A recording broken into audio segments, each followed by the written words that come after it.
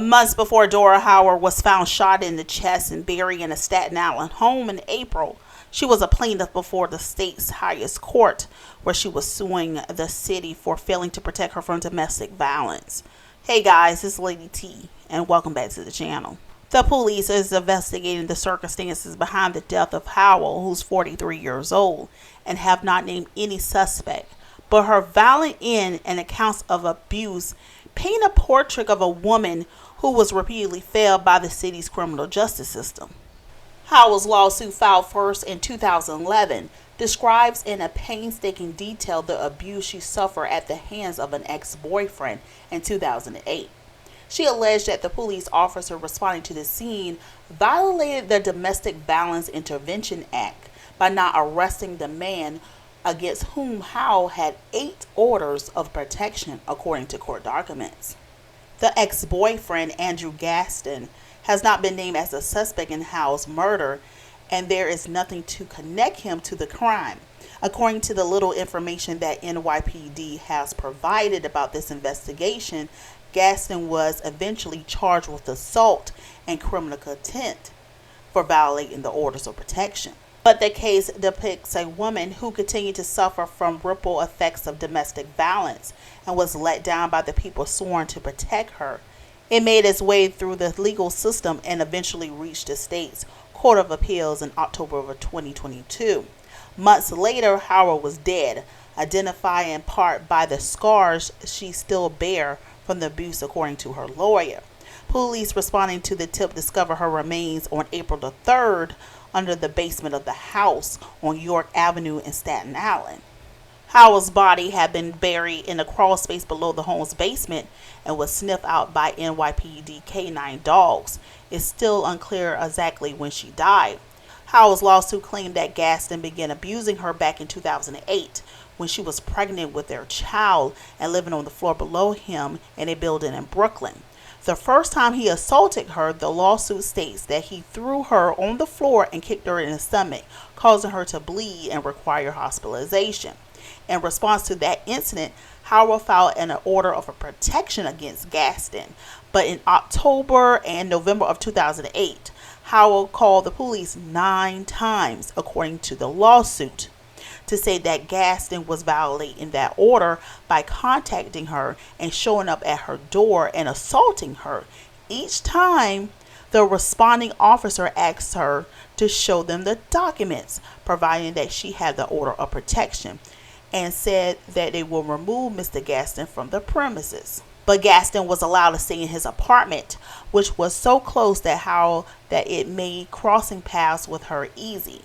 The lawsuit states that one night he used a metal pipe to bang on Howell's door, breaking the lock in an attempt to force his way inside. When officers arrived, they still did not arrest him. Instead, they asked questions. Why don't you move? Why don't you go stay somewhere else if this keeps happening? And made demands saying they will arrest Howell if she calls again, the lawsuit details. Now, weeks later, Gaston dragged Howell by her hair up the stairs into his apartment. There he was physically assaulted her, and then she went to the window to yell for help to the police. Gaston said, "You want help? I'll send you some help," before throwing her outside. As Howell lay injured on the pavement below, the same 2 officers responded to the scene and told her that she should have listened to them, according to the lawsuit. Her knees, pelvis, and hips was broken and her spine was fractured. She stayed in the hospital for over a month, undergoing multiple surgeries. In August of 2009, Gaston was arrested for assault, and for his violation of orders of protection, he pleaded guilty to the charges of assault and criminal contempt in April of 2010, court records show, and spent almost 5 years in prison. He was released in 2014 and wrote a blog post about his life at the prison on HuffPost's now closed platform for formerly incarcerated individuals. Through the Center of Employment Opportunities, he was able to get a construction training that led to a mason job, according to the post. Gaston did not respond to multiple requests for comments. Meanwhile, Howard still struggled, according to people who knew her. In 2012, she was living at a homeless shelter in Manhattan. Howard had been living in the third floor on the Carlisle Place in the Bronx neighborhood of Williamsburg. She had moved in to care for a sick friend, according to Rudolph Christmas, the landlord. When the tenant died of cancer, Howard stayed for a while since the pandemic was in full swing, Christmas said. She sometimes invited others over to stay with her in the apartment, but neighbors said that Howard was a disruptive presence.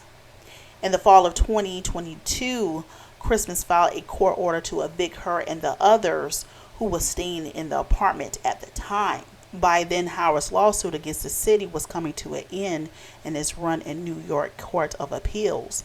A panel of judges determined she was not owed any special duties by the officers she called to defend her from Gaston. She was upset, said attorney Gary Rawlins, whose firm represented Howard in the case. She felt like she did what she was supposed to do, and she felt that the people that she called to protect her didn't. One day in late November, Howard left her Bronx apartment.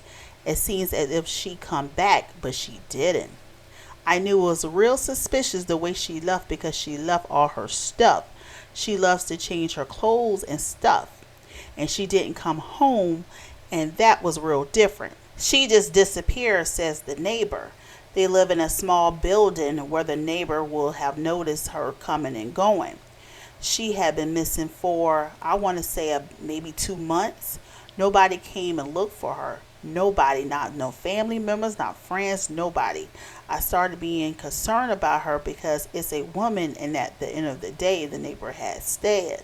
Rawlins, who said he was normally in touch with Howland, also became concerned when he couldn't reach her. He said he filed a missing persons report around the holidays.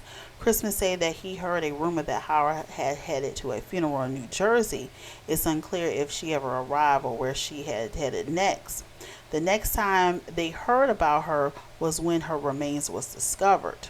Rawlins said that Howard may have had as many as 7 children, some still minors. Howard's oldest daughter, Chantel Torres, 26, lives with her father, who had an early relationship with Howard. Torres had no idea her mother had died or that she tried to sue the city. The last time they saw each other was about 5 years ago. In a dissenting opinion from the Court of Appeal decision on Howard's lawsuit, Judge Rowan Wilson, now the state's top judge, wrote that the officers' actions and inactions render Ms. Howard's multiple orders of protection meaningless, constituting both a dereliction of their duties and an affront to the courts. This case reminds me of the Tracy Thurman story. Lifetime actually did a movie in 1989 on her story. Tracy's husband was abusive for years, and she finally had enough and she left her and her kids. That husband harassed her so bad, y'all. So she got protective orders against him. He kept harassing her with the protection orders. Police didn't do anything. One day he came over. She called the police, and the friend called the police, and he pulled her out the house, and he was beating her so bad in the yard. Finally, the police came, trying to restrain him, couldn't do it. He was still beating her behind. He had the baby all in the arms. I mean, he was beating her to almost to death. He beat her so bad that she got temporary paralysis on her left side of her body. Now, she did sue the city and also the officers and actually won her case. And they are living today. I actually looked them up, and I can't believe that he's still alive, but he is alive. And she actually still do speaking engagements on domestic violence.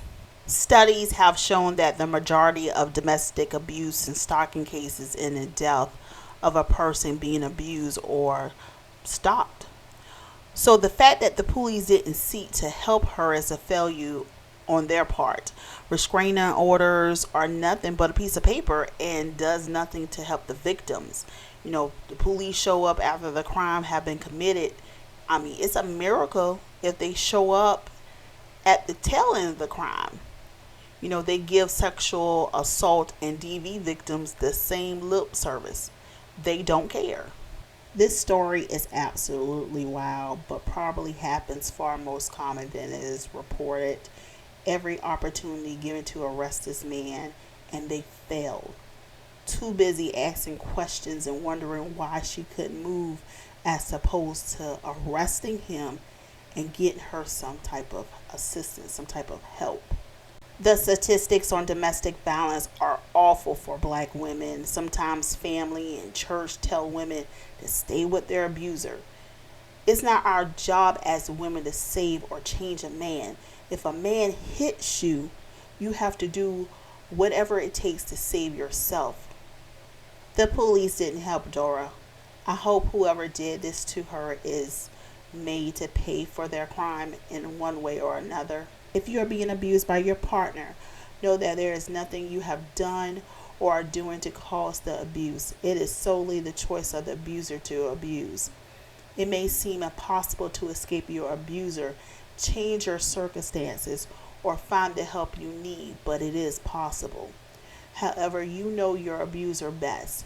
So think carefully through your situation and circumstances and what is best for you. If you need help, please contact the National Domestic Violence Hotline at 1-800-799-7233. All right, guys, I want to hear your thoughts on this story. So let's continue the conversation in the comment section. And as always, make sure to like the video, subscribe to the channel, hit the notification bell so you never miss an upload. And thanks for watching.